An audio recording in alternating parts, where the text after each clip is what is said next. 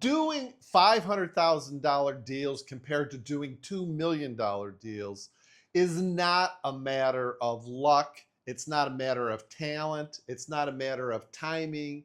It's not about the market. It is about something that is really something that you can do and fix and be and make happen in your listing business. And that's what I want to talk to you about this. I've been a 30-year listing agent. I am a 30-year listing agent. I've been selling in San Francisco for over 30 years. And I have to tell you, if you just take some of the things that I talk about in this video and implement them, many of which don't cost any money, okay? You too could get into the high-end market. You too could also increase your average sales price. And some of the things I want to talk about, like I said, not only do not cost any money, but are really super simple to do. But here's the first point that I want to make is if you really want to get into the high-end market, you have to be conscious about it. You have to consciously say to yourself, I want to be in the high-end market. I want to increase my average sales price. This was one of the problems when I went into real estate back 30 plus years ago. I was not conscious about it. One of the things that I did was I just took every single listing that came my way. I took every deal that came my way. I realized super fast that I needed to be a listing agent and only do listings. But I love the joke about the fact that my mother used to say that I was a listing whore because I would list anything, anywhere, anytime. And what I found is that I didn't really consciously say to myself, okay, I want to increase my average sales point for the first few years. And quite honestly, I wasn't even aware of how to break into the higher end market. I just looked at it as something like off there in the distance, and it was something that was so far-fetched for me that I just wasn't able to do it. But if you're in real estate for 1 year, if you're in real estate for 5 years, I don't care if you're in real estate for 20 years, you can institute some of these things that I want to talk about to increase your average sales price. Because again, this is not about talent. It's not about the market. It's not about timing. It isn't about, having good luck. You can consciously say to yourself that you want to break into this market. You want to increase your average sales price. Okay, so the first thing is be conscious about it. Okay, be deliberate about it. This is the most important thing that you have to do, is to deliberately say to yourself, I want to do this. Now, part and parcel of that, of being deliberate about breaking into the high-end market, is something that I know you guys are probably going to roll your eyes about it, but it is absolutely critical that you have the right mindset, that you have the right self-worth, that you can say to yourself, I am worthy of working with high net worth individuals. I am worthy of increasing my average sales price. Because I know that you guys think this is bullshit. It is not, okay? I coach with my listing collective people all the time. I have coached hundreds of listing agents. And one of the biggest stumbling blocks that I see to listing agents not really getting into the high-end market or not really increasing their average sales price, it all starts between their two ears. All right, they're not deliberately and consciously saying to themselves, this is my market. This is what I want to do. I am worth this. Okay, there's a lot of tools that we use in the Listing Collective, my coaching program, on how to make this happen. But you have to want it, you have to believe it, and you have to say to yourself, okay, I am not going to settle for less. All right, this is so important. Okay, so once you have that mindset and you have that self-worth that you can do this, I'll tell you, the first thing that you should do is stop taking every listing like I did when I first went into real estate.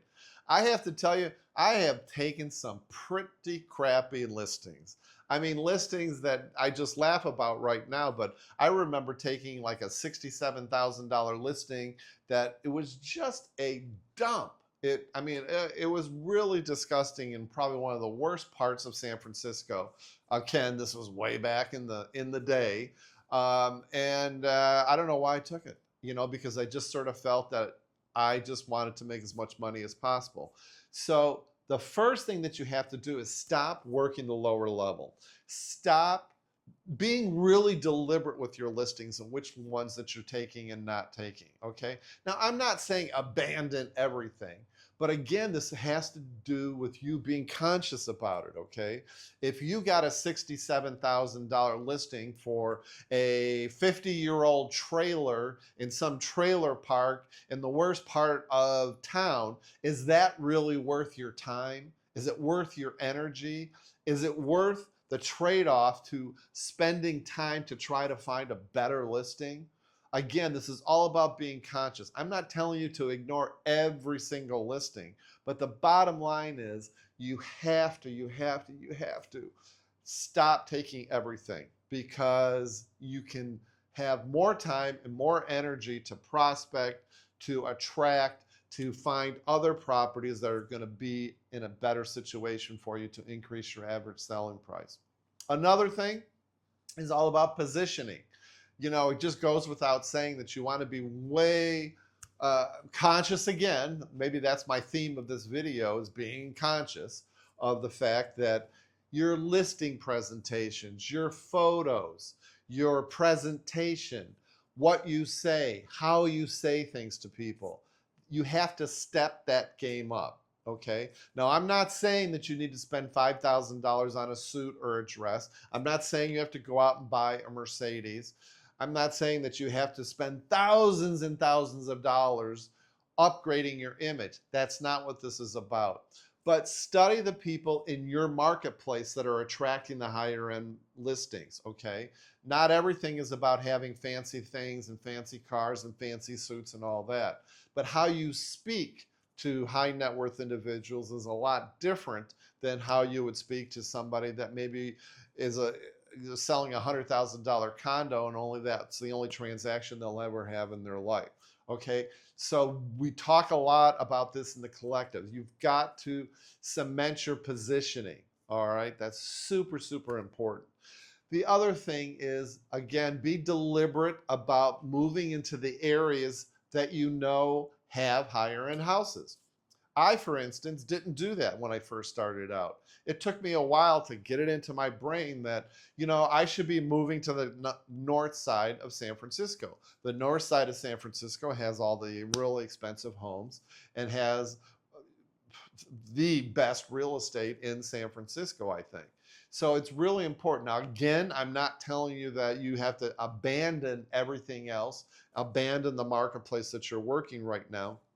But if you're farming or if you're concentrating on one particular area, again, be deliberate and conscious and think to yourself, all right, where are all the expensive homes? Where is the high net worth individuals hanging out? Where are their homes at?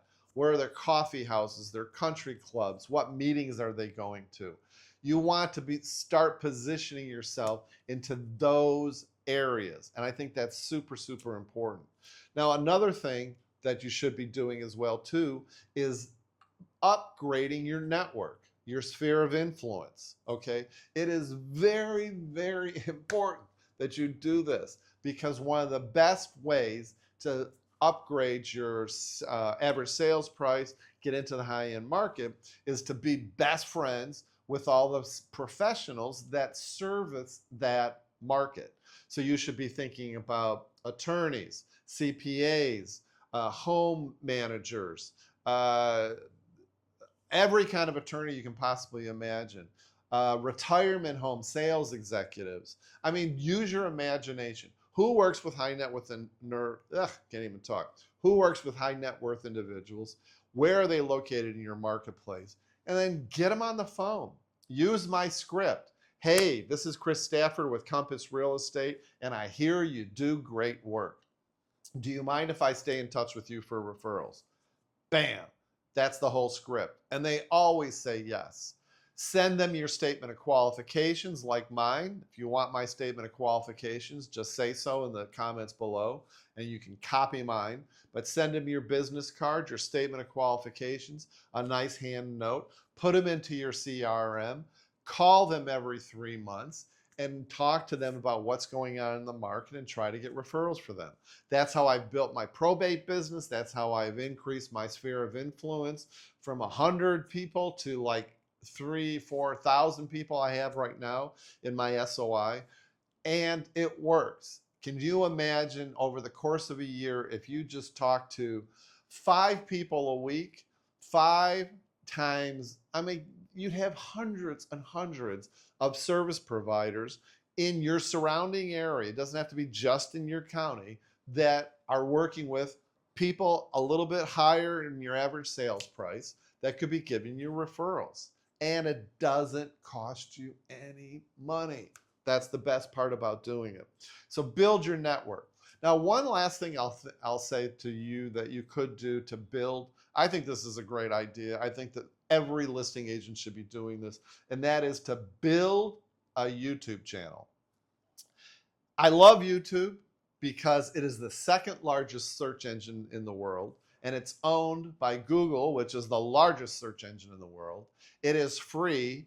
You can consistently kick out videos that cement your authority of the high-end market. Now, what is not to like about that?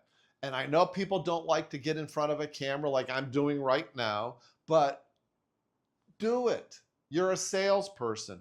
It is the most inexpensive, fastest way for you to really build your authority, build your credibility, cement the fact that you are the person for that high-end market.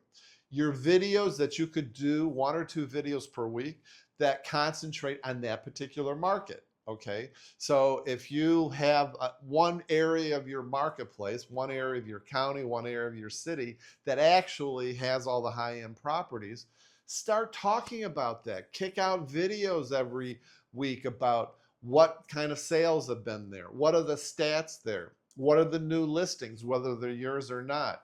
What are buyers and sellers saying about the sales in that area? What are the new restaurants and coffee houses and stores that have opened in that area? You could even do, you want brokers tours going through houses. Use your imagination. One of the things that listing agents in the Listing Collective do is get into YouTube. To surely it is the easiest way to cement your authority. It doesn't cost any money. And can you imagine after a year of you kicking out videos in that one particular area, and then you send that YouTube channel to sellers in the area or even sellers that aren't in the area in advance of you meeting with them for listing presentations, you already come across as the expert in this area. So these are just some things that you can do. All the things that I think that I've talked about, if I'm not mistaken, don't cost hardly any money or a little bit of money, but it takes, the most important thing is understanding that you have the worth and you have the ability, you have the talent, and you have the discipline to make this happen consciously. When you start there and then enact some of these strategies that I've just talked about, you will be unstoppable. So be strategic, be conscious, work on your mindset that this is something that you can make happen. And I can't wait to see your listing business soar to amazing heights.